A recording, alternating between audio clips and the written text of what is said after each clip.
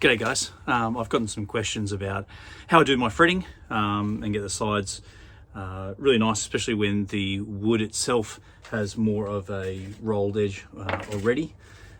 This is the Merbu I often sort of use. It's already, rather than dressed all round, it's got a rounded edge already.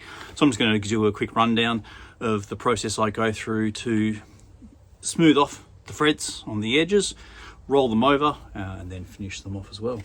So these frets along this edge, where your hand's not generally going to be touching, often have the harder spikes coming out the side, where this one's fairly already flat across there. You can still feel some little spikes of the frets, but nothing as major. I'm using primarily two tools, really one, but I've bought this one in hope of using it properly, but it never seems to work out, especially on the rounded fingerboards that are here. If it is just a piece of oak that's just dressed all round and on a good right angle, then these ones can come in quite handy.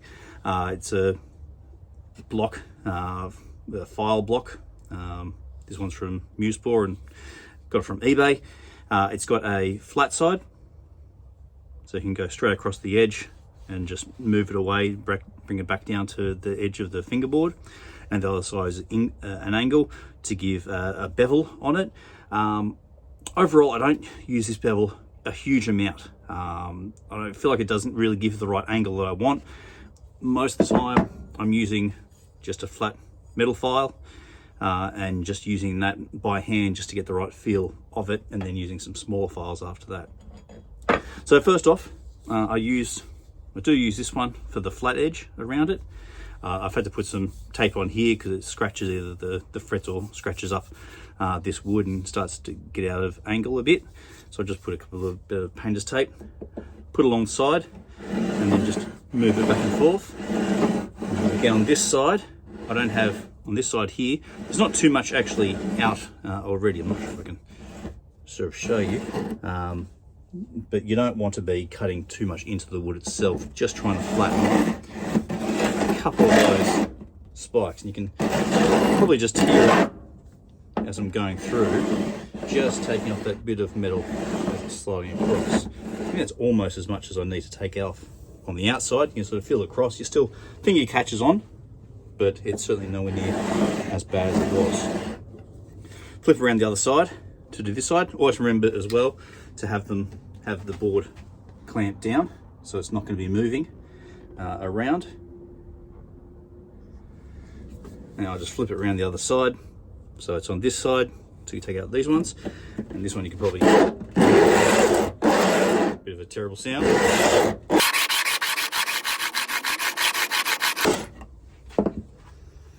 Already that's a lot smoother, but still need to go a couple more takes, and you do need to go beyond the edge back here to make sure it's coming right the way back, so you get the full chance to get up, and then again bring it right the way past the edge of your nut to make sure these ones here are taken care of as well.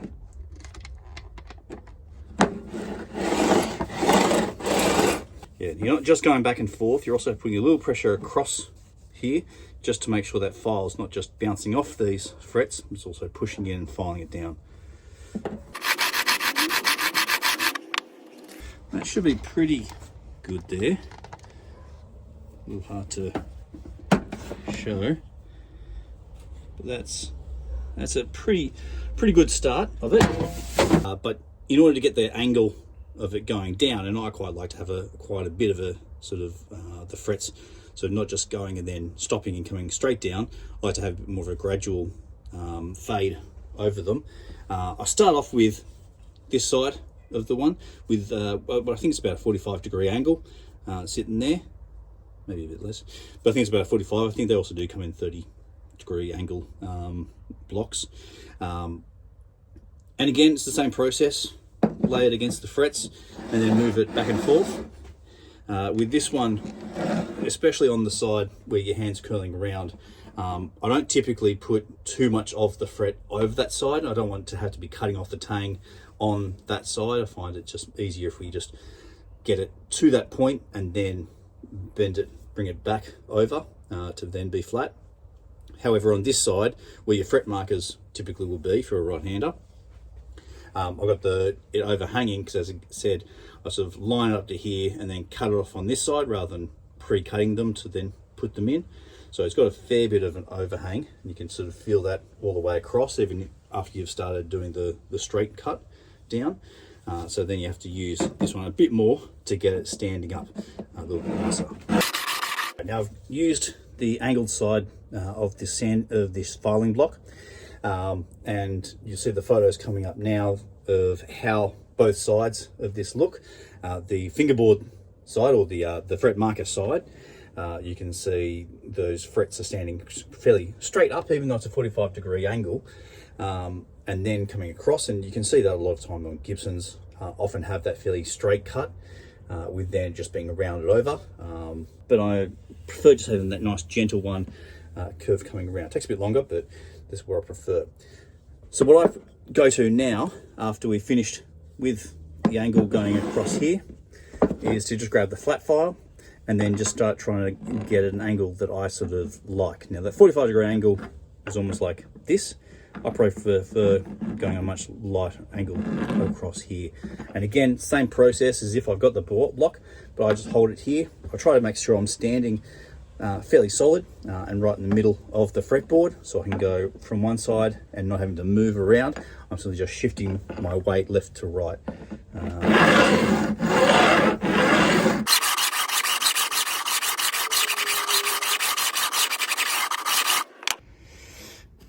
I've just been going across here on this angle, and you should be able to see now that these frets have a definite bevel sort of going across, and that bevel is essentially starting from where this curve's going up, and I don't really catch my finger on that one.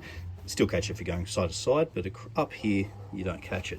If you're looking down this side, I haven't started using the hand file just after using this one here, and it's going fairly straight up. So even though there is see if you can see it from this side, there is a curve of the wood coming up, but it's kind of, there is the angle out like that. So rather than going straight up and down, it has got an angle at that 45, but I'm really going to try and bring it more at a 25 or 30 degree angle. So probably buying another one of these with a 30-degree angle probably would help, rather than the 45, but that's where I'll get to next.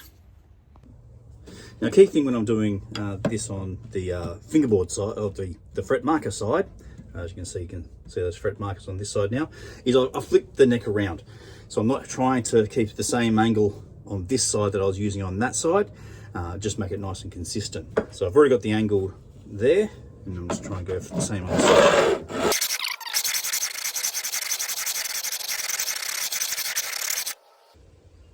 Again, what you just want to do just to test how it's going is just get your fret, go from the side of the wood and just come back over the top of the fret. If that's feeling fairly comfortable, then no need to go any further.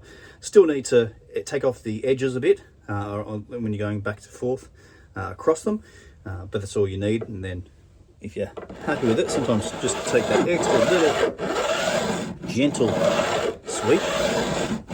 The next stage is what you want to do is try to take off the sharp edges alongside the fretboard. Now, a lot of the guys who do this professionally have files, small files. I've just got this very basic one, nice simple kit from Aldi, of just precision files. Literally nothing done to it. Some guys like sand off the side to make sure it's flat. I've just chosen this one here, which has a bit of a round side and a flat side. I'm mainly just using this flat side. It sort of comes as a taper to the end, so I kind of just use that side there. You just come along here, you get there and you just roll it over. You're not really doing too much, you're just taking off a slight edge. And I just go through and I do that on both this side down here, and also just roll it down here for any little extra bits. And then also on this side of the fret, I'll also go up as well to try to take off that one. Now, some of these ones where I did the first side, you might still need to flatten out just a little bit, just to get that nice rollover, and then just simply roll it back over. Just a couple of drives. Test it, move your finger back and forth and over it, back and forth and over it. If it's feeling comfortable and not catching on your skin, then you don't lead anymore. Now after you've just taken off some of those spiky edges, you want to still get a consistent one. So I have got one of these files here which has the fret sort of sizes down here.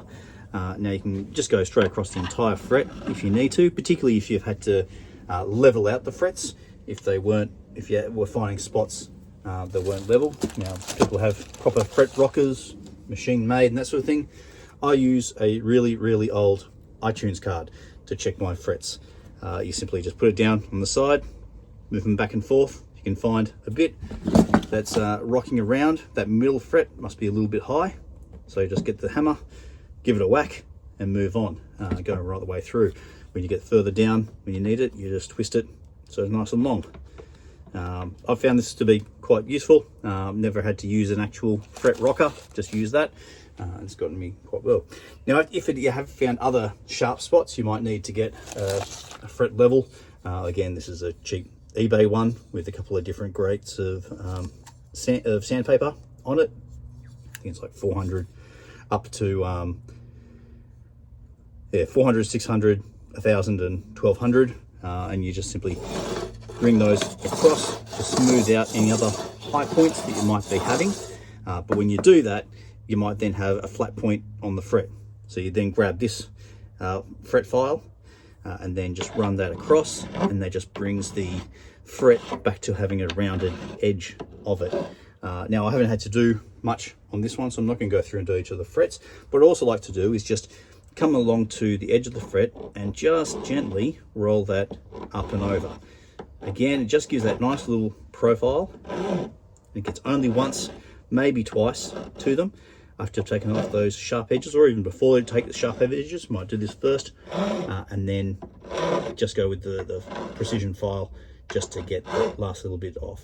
But overall, this is really, after you've taken off those sharp points on the edge of the frets on the sides, this just takes off and rounds off the top of it to make it just a nice smooth transition.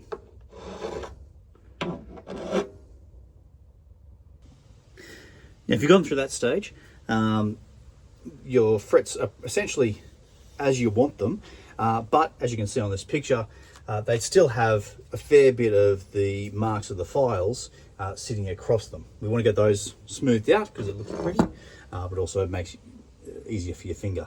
And for this process, I'm simply just using some 120, 240, 400 and 1200 sandpaper, and just moving through, and sometimes even just a simple sanding block just to start it off, one of the foam ones, just to start taking off that and even go across the top very gently, just to give it a smooth outcome. And frankly, just using that sanding block just there, just a simple, I'm not even sure if it's 240 or 120, it's already taken off a lot of the file marks that we put on.